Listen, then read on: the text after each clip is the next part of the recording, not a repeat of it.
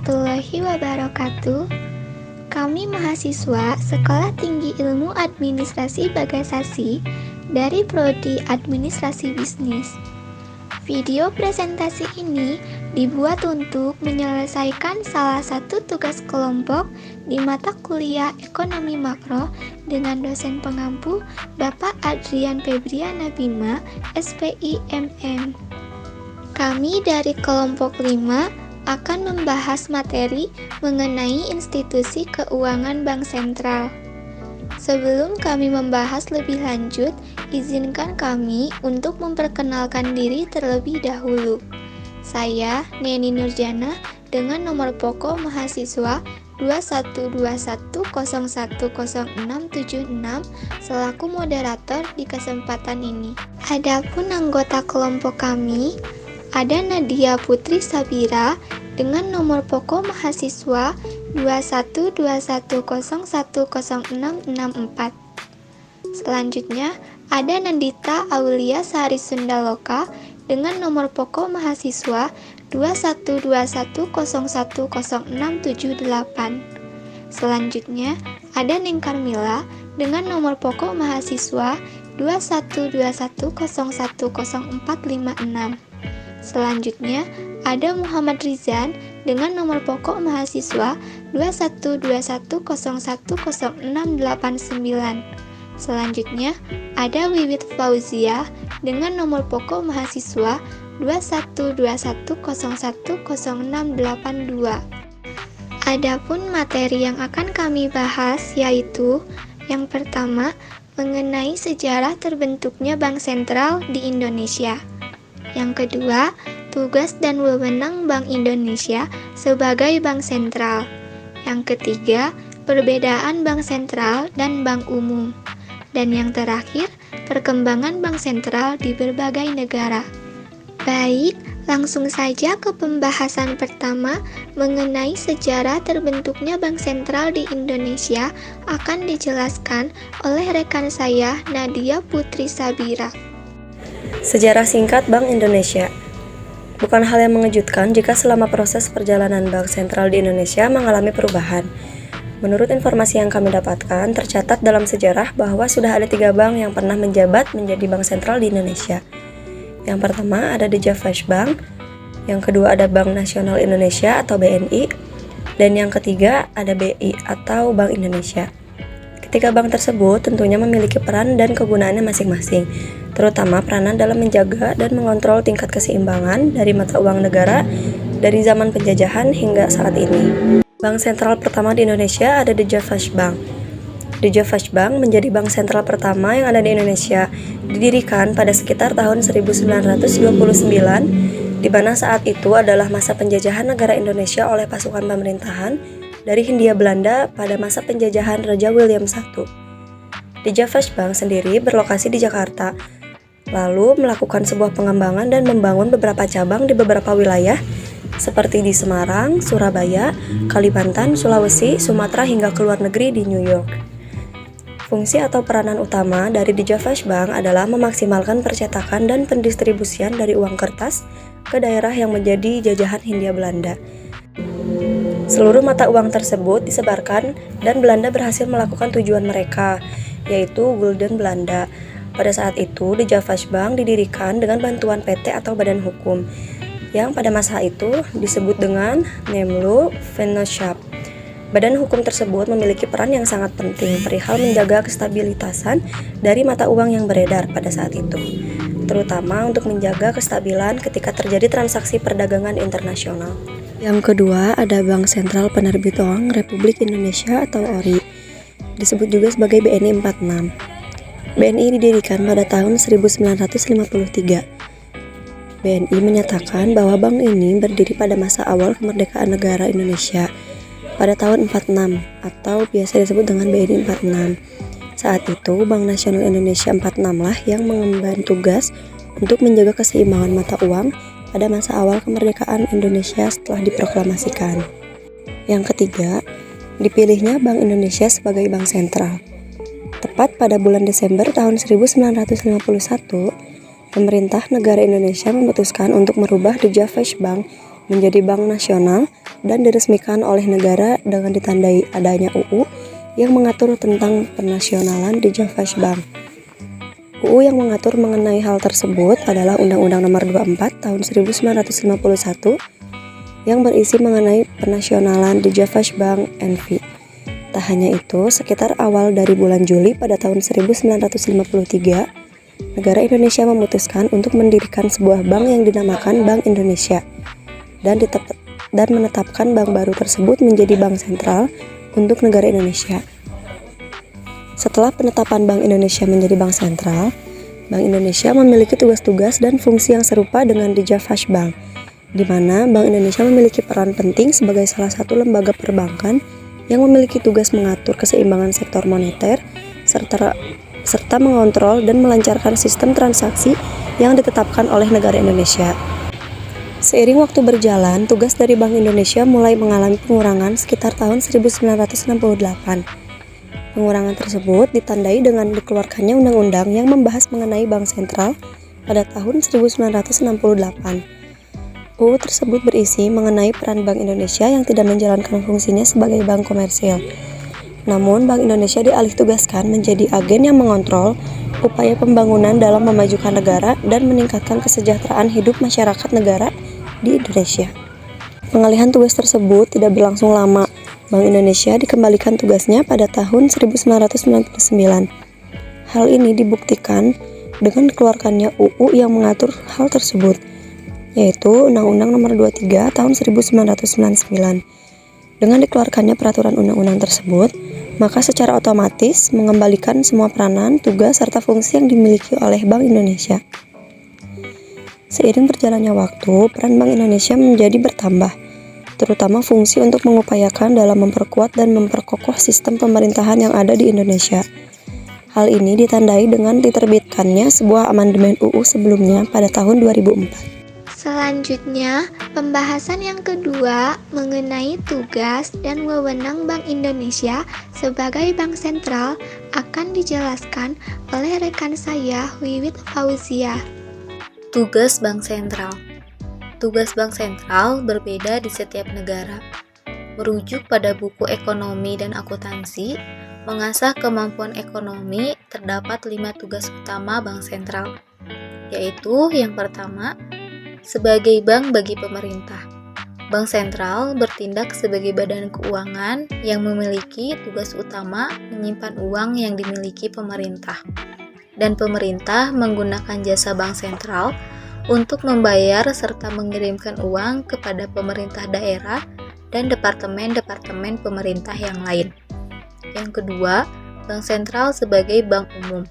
Bank sentral disebut juga bank bagi bank atau sumber pinjaman terakhir. Artinya, bank sentral merupakan bank bagi bank-bank lainnya dan menjadi sumber terakhir pinjaman jika bank umum tidak dapat memperoleh pinjaman dari sumber lainnya. Bank sentral disebut sebagai bank bagi bank-bank lainnya karena jasa yang diberikan kepada bank umum sama sifatnya dengan jasa bank umum kepada masyarakat. Selain itu, bank umum dapat meminjam uang dari bank sentral jika bank umum tersebut mengalami kekurangan cadangan dana. Yang ketiga, mengawasi kegiatan bank umum dan badan keuangan lainnya. Lembaga keuangan termasuk bank umum merupakan perusahaan yang mencari keuntungan dari pinjaman dan tabungan. Untuk memperoleh keuntungan maksimal, lembaga tersebut meminjamkan sebanyak mungkin uangnya kepada perusahaan dan perseorangan. Jika tujuan itu terlalu ditekankan, timbul akibat buruk bagi masyarakat dan perekonomian. Oleh sebab itu, tugas bank sentral adalah mengawasi dan memberi petunjuk mengenai kebijakan yang perlu diterapkan. Yang keempat, mengawasi kegiatan perdagangan luar negeri. Mempertahankan kestabilan nilai kurs mata uang asing merupakan salah satu usaha untuk menciptakan kestabilan ekonomi. Maka dari itu, perlu keseimbangan antara ekspor dengan aliran masuknya modal dan impor dengan aliran keluarnya modal. Misalnya, bank sentral akan menaikkan tingkat bunga karena muncul tekanan yang akan menurunkan nilai kurs mata uang asing Dengan tingkat bunga yang tinggi, menyimpan uang di bank menjadi lebih menguntungkan. Hal ini berarti mencegah aliran modal keluar dan akan menarik aliran modal masuk. Oleh sebab itu, diperlukan bank sentral sebagai pengawas. Yang kelima, mencetak uang dan menjamin agar uang cukup tersedia. Mata uang yang beredar dalam perekonomian dikeluarkan oleh bank sentral. Pemerintah memberi kekuasaan kepada bank sentral untuk mencetak uang agar kegiatan ekonomi berjalan lancar. Bank sentral dapat menentukan besarnya jumlah uang yang harus disediakan pada waktu tertentu dan pertambahan jumlah uang agar perekonomian berjalan lancar. Wewenang Bank Sentral. Berdasarkan buku pengantar ilmu ekonomi, terdapat 3 wewenang bank sentral, yaitu yang pertama, kewenangan membuat kebijakan moneter. Bank sentral berwenang untuk menentukan dan menetapkan tingkat diskonto, jumlah cadangan minimal bank umum, serta kebijakan pembiayaan atau kredit. Selain itu, bank sentral berwenang menetapkan dan menentukan target moneter dengan mengevaluasi tingkat inflasi yang terjadi setiap tahunnya. Bank sentral selaku pembuat kebijakan moneter juga berwenang dalam mengendalikan moneter tanpa dibatasi kegiatan pasar terbuka di pasar uang. Yang kedua, kewenangan mengatur sistem pembayaran. Bank sentral mengatur sistem pembayaran melalui 3 cara, yaitu menentukan dan menetapkan penggunaan alat pembayaran, membuat dan memberikan persetujuan izin atas adanya penyelenggaraan sistem pembayaran, dan mengawasi penyelenggaraan sistem pembayaran. Yang ketiga, kewenangan mengatur dan mengawasi perbankan. Bank sentral dalam mengatur dan mengawasi perbankan memiliki 4 wewenang, yaitu membuat dan menetapkan kebijakan terkait pelaksanaan perbankan yang berlaku, memberikan sanksi kepada pihak yang melanggar kebijakan sesuai peraturan perundang-undangan, memberikan atau mencabut izin kelembagaan dan kegiatan suatu usaha, dan mengawasi kegiatan bank konvensional dalam sistem perbankan atau secara individu. Selanjutnya, pembahasan yang ketiga mengenai perbedaan bank sentral dan bank umum akan dijelaskan oleh rekan saya, Neng Karmila. Pada umumnya, bank dapat dibedakan menjadi 2 jenis, yaitu bank sentral dan bank umum. Bank umum adalah bank yang melaksanakan kegiatan usaha secara konvensional dan atau berdasarkan prinsip syariah. Sementara itu, bank sentral adalah pelaksana dari kebijakan moneter pemerintah yang ditetapkan oleh Dewan Moneter. 4. Perbedaan bank sentral dengan bank umum. Yang pertama, dalam perekonomian hanya terdapat 1 bank sentral, sedangkan bank umum jumlahnya banyak. Yang kedua, bank umum banyak dimiliki oleh pihak swasta, sedangkan bank sentral dimiliki atau dikuasai oleh pemerintah. Yang ketiga, tujuan utama bank umum yaitu berusaha agar kegiatan dapat menghasilkan dan memberikan keuntungan yang maksimal kepada pemiliknya. Adapun bank sentral didirikan dengan tujuan mengatur dan menguasai kegiatan bank umum dan lembaga keuangan lainnya. Selain itu, adanya bank sentral juga bertujuan membantu menciptakan kegiatan ekonomi yang tinggi dan stabil. Yang keempat, bank sentral diberi hak oleh pemerintah untuk mencetak mata uang, yaitu mengeluarkan uang kertas dan uang logam. Adapun bank umum tidak memiliki kekuasaan tersebut. Selanjutnya, untuk pembahasan yang terakhir mengenai perkembangan bank sentral di berbagai negara akan dijelaskan oleh rekan saya Muhammad Rizan dan Nandita Aulia Sari Sundaloka. Perkembangan kelembagaan bank sentral di beberapa negara ada 4. Yang pertama, Bank of England. Bank of England merupakan bank sentral yang kedua didirikan di dunia setelah Bank Sentral Swedia. Bank of England didirikan pada tahun 1694 dengan tujuan sebagai banker pemerintah dan sebagai pengelola hutang negara. Dalam perjalanannya, tugas dan peran Bank Sentral Inggris mengalami perubahan dari masa ke masa. sesuai dengan perkembangan ekonomi keuangan pandangan teori ekonomi dan sosial politik yang terjadi di Inggris. Pada awalnya Bank of England didirikan untuk menggalang dana guna mengelola hutang negara. Kemudian untuk membiayai kegiatan penyelesaian konflik antar negara. Sejak awal, peran umum Bank of England dalam sistem pembayaran yaitu mencetak dan mengedarkan mata uang pound sterling. Selanjutnya Bank of England mendapat mandat untuk mengawasi dan menjaga stabilitas moneter. 2.